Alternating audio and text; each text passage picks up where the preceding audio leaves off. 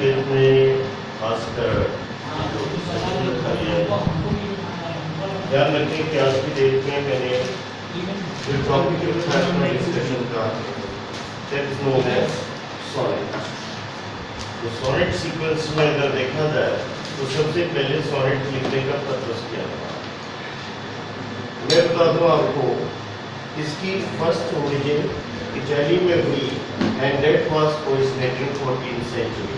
ये 14वीं सदी में डेवलप हुआ और पुराने जमाने के पोएट और कुछ नहीं करते थे, उनकी एक थिंकिंग थी क्या, लव इन आइडियल्स, यानी फुर्सत में बहुत रहते थे और उन्हें एक प्रेम भाव जागृत हो जाता था और वो अपनी अपनी प्रेमिकाओं को प्रेम पत्र के रूप में सॉनेट लिखा करते थे। तो सबसे पहले मैं शुरुआत करता हूँ इटालियन पोएट दांते से, और इनकी जो बिलवेड थी उनका नाम था बीट्राइस, और इसको ये सॉनेट अक्सर लिखा करते थे। लेकिन दांते की एक प्रॉब्लम थी कि सॉनेट को एक परफेक्ट शेप नहीं दे पाया।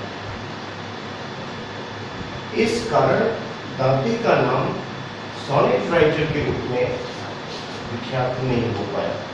Now we come to second poet of Italy, his name was पेट्रार्च।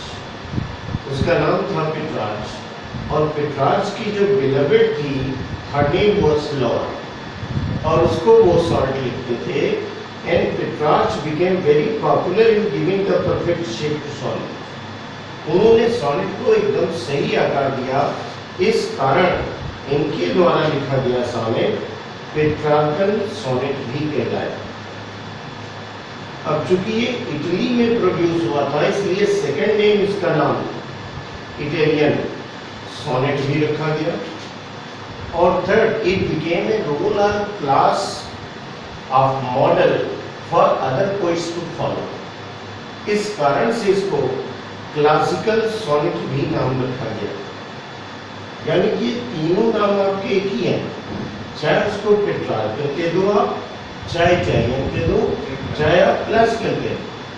Sonnet की एक थीम थी कि सॉनेट को हमेशा 14 लाइन में ही रखा गया, नॉट 1 लाइन मोर। 14 लाइन की पोएम थी, और इटालियन और शेक्सपियरियन ये दो डिजाइन्स में बटा सॉनेट।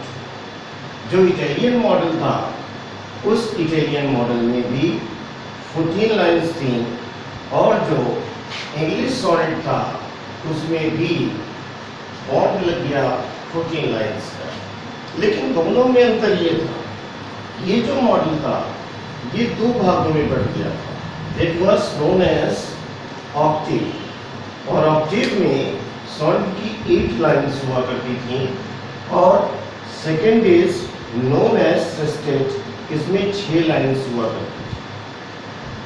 अंडरस्टैंड? ये ऑक्टेव फिर से 4-4 लाइनों के 2 टुकड़ों में बटा, and this was known as quatrain first and quatrain second. अक्सर ये 10th क्लास से शुरू होते हैं, चाहे यूपी बोर्ड हो, चाहे सीबीएसई हो, चाहे सॉनेट आना कंपलसरी है, और ये बहुत सारे राइटर्स ने इंग्लैंड इसको अटेंड किया। अंडरस्टैंड? तो ये quatrain 1, quatrain 2, sestet again divided was into 2 parts, 3 line, and this was known as triplet और टर्सेट। ये दो नाम इसको दिए गए, फर्स्ट एंड ट्रिपलेट 2। अब जरा राइम स्कीम के बारे में चलते हैं।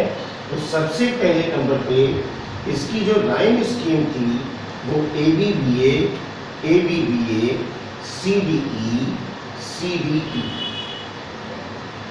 यानी 1, 2, 3, 4, 5, 6, 7, 8, 9, 10, 11, 12, 13 एंड 14। ध्यान देने की बात है, यहाँ पे फर्स्ट लाइन का लास्ट वर्ड 4th लाइन के लास्ट वर्ड से मैच करेगा, 5th लाइन के लास्ट वर्ड से मैच करेगा, और 8th लाइन के लास्ट वर्ड से मैच करेगा। जैसे मिल्टन वगैरह जो लिखते थे वो इटालियन ट्रेंड पे ही मिल्टन ने लिखे। इंग्लैंड के महानतम कवियों में मिल्टन आते हैं और उन्होंने इंग्लैंड ट्रेंड पे ही ये इटालियन ट्रेंड पे ही इन्होंने सॉनेट लिखे। ऐसे ही आप देखें तो second line, third line, 6 line, 7 line, ये सभी के लास्ट वर्ड आपस में राइम करेंगे, मैच करेंगे। ऐसे ही आप देखिए तो 9th लाइन में सी है आपका और 12th में सी, यानी कि 9th और 12th के लास्ट वर्ड आपस में मैच करेंगे। In the same way 10th वाला 13th से मैच करेगा और 11th वाला ये आपका 14th से मैच करेगा। लेकिन जो इंग्लिश सॉनेट था, मैं बता दूं, इंग्लैंड के लोग मोस्टली ये इटली जाया करते थे और इटली से वहां से ये सॉनेट फॉर्म लिया। तो सबसे पहले लाने का श्रेय जाता है इंग्लैंड में सॉनेट को sir Thomas VAT. Sir Thomas VAT जब इटली गए तो वहां से इनका लाइफ स्पान मोस्टली जाता है 1503 to 1542, 1503 से 1542। आप सोचिए 14th सेंचुरी में सॉनेट डेवलप हुआ और उनको 16th सेंचुरी में इंग्लैंड लाया। It means Italian sonnet form is older than British sonnet. Clear हो गया। और सर थॉमस व्याट ने इनकी जो बिलवेड थी लेडी फिट्जजेराल्ड, ये नाम याद करना थोड़ा सा टिपिकल जरूर लगता है क्योंकि बड़े अजीब अजीब से नाम है। इन्होंने उनको सॉनेट लिखा और थोड़े बहुत नहीं 96 लव सॉनेट्स इन्होंने लिखे। 96 लव सॉनेट्स। ये दो राइटर इंग्लैंड के ऐसे हैं, एक sir Thomas VAT and second was earl of सरे। इन्होंने कंट्रीब्यूट किया और इनकी जो खासकर कलेक्शन गई उस कलेक्शन का नाम था Tottel's miscellany. Tottel's मिसलैंड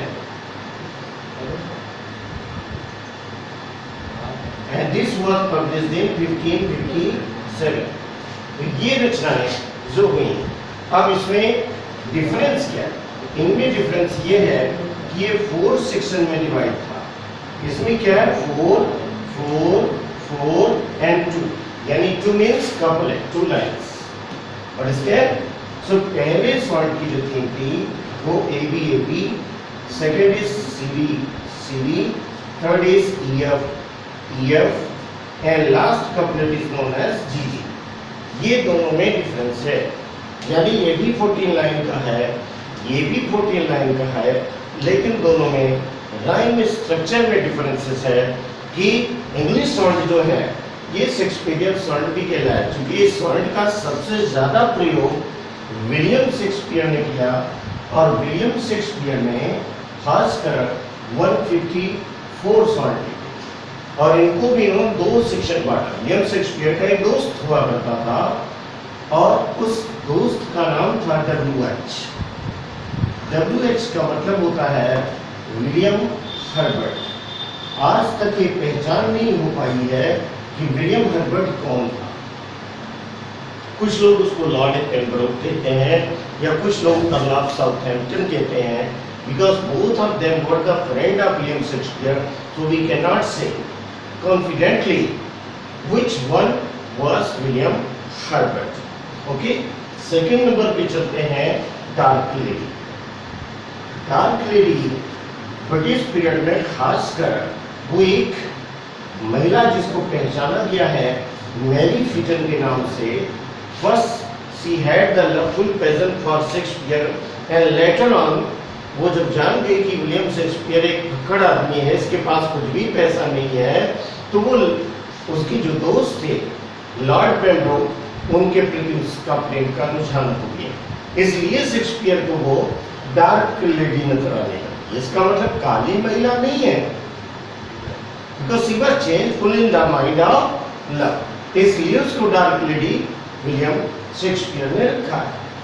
William Herbert के ऊपर शेक्सपियर के 126 सॉनेट्स लिखे गए, 126। जबकि डार्क लेडी सीक्वेंस में उन्होंने कुल मिलाकर 28 सॉनेट लिखे। अगर दोनों को प्लस किया जाए the total number that goes 154 sonnets.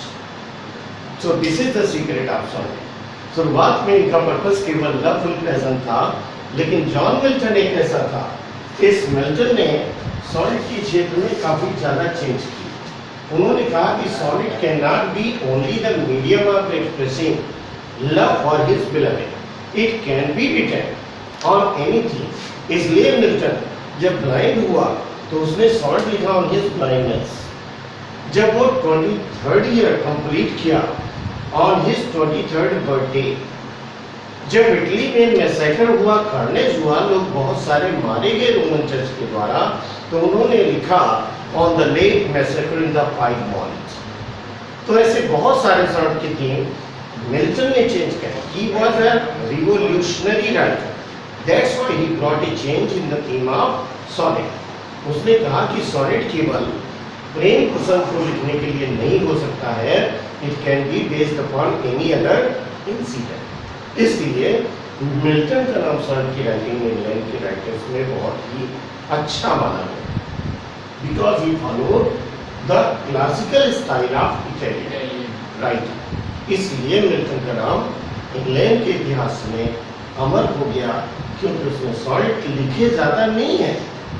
मात्र मिल्टन ने 30 या 24 सॉनेट लिखे हैं, जिनमें 19 आपके इटालियन में हैं और मात्र 4 या 5 सॉनेट आपके इंग्लिश में। अब सोचिए कि इतने सॉनेट लिखने के बावजूद मिल्टन का सॉनेट राइटिंग फील्ड में बहुत ही अच्छी उपलब्धि के रूप में उसको जाना जाता है।